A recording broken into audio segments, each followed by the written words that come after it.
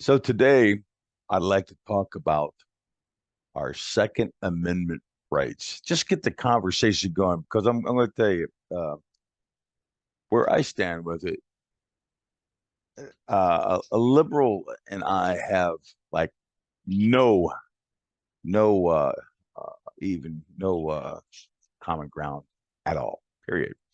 As a matter of fact, I am so hardcore on 2A that I have problems with probably 50 to 75% of conservatives if I give my true point of view regarding the Second Amendment, because my point of view on the Second Amendment is more conservative than theirs. Doesn't mean it's more radical, it's further to the right. You can place those lines wherever you want it, but mine isn't on the right. It's exactly where it is. Okay. Let me get to the point of the matter.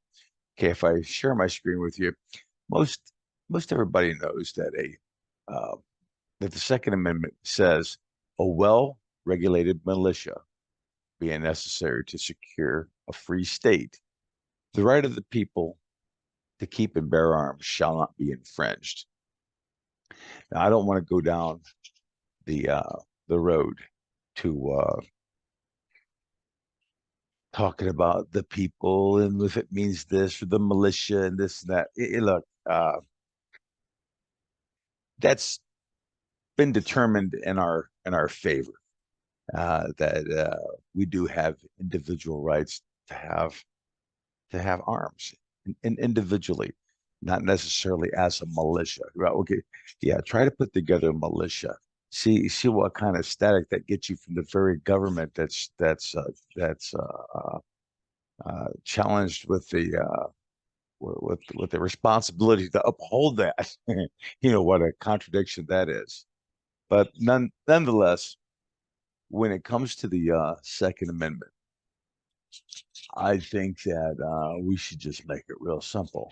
Everybody has the right to have a gun, period. No exceptions. When I say everybody, I mean everybody.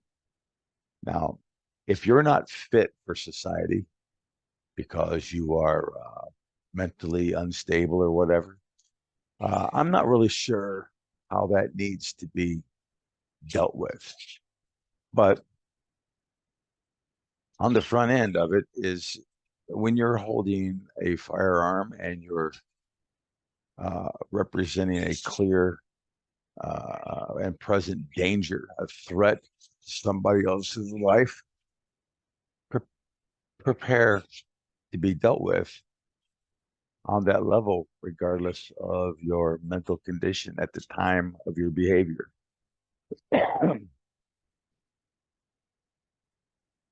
I don't think those people should necessarily be labeled somehow as people that don't have a right to have guns, because as long as you give the government the slightest freaking inch, they're going to go around and start slapping labels on all kinds of people just because we all agreed that they could. Well, I don't agree that they could, nor do I agree that they should. Um, you don't regulate the firearms, period. And if they fall in the hands of bad people, they didn't fall. Those so-called bad people have a right to have a gun. The so-called good people have a right to protect their life. And if the good people kill the bad people, we'll deal with that at another level. But that's kind of the way it goes. If the good people committed a crime to kill the bad people, well, they'll be prosecuted according to the law that they broke. And if not, then, whatever the exceptions are, let them fall where they fall. But we don't regulate the gun. So, one of the big arguments that I have with fellow conservatives is the bootlicking aspect of our blind allegiance as conservatives, are this blind allegiance we're supposed to have to the police. And it's not that I'm against the police. The important thing is that if I'm a conservative, then I believe in the Constitution and I believe in the law. And there's nowhere in that conviction that allows for me to make an exception for police. Okay, so if police don't abide by the law, then they're not the good guys. They're the bad guys. So I'm not going to blindly say that just because they're police, they have my support. Absolutely not. Just because somebody is of any occupation does not mean they have my support. If they're police that actually abide by the law, well, hell yeah, they have my support. As a matter of fact, anybody that abides by the law has my support, whether or not I necessarily believe in certain laws from a moral standpoint or a systemic standpoint. That's not relevant. I I stand behind it as so long as somebody didn't bend the Constitution to create a law. So what I'm trying to say is 922G, it's called prohibited acts, 922. And G is the prohibited acts, and it's about felons possessing firearms. Well, the way that has been played out statutorily is somebody would think, well, hey, people that are dangerous, with guns shouldn't be allowed to have guns. Well, second of all, it's not them having guns that make them dangerous. It's other people not having guns that make them dangerous, first and foremost. But if they're a danger to society, then what are they doing? Why aren't they in prison? You just want to create a population of 20 million people that you can say legally cannot own firearms because they was once convicted of something that today is considered a felony, such as a DUI. Did you know that a DUI in every state carries up to a year? Up to a year. And if that's the case, the federal statute says that any state law that holds a penalty of up to 1 year is considered a felony, even if the state considers it a misdemeanor, according to 922G. Yeah. So we're not saying the federal government is not saying that everything that is done at the state level that whether it's a misdemeanor or whatever, if it could have put somebody away for a year, we're going to call it a felony.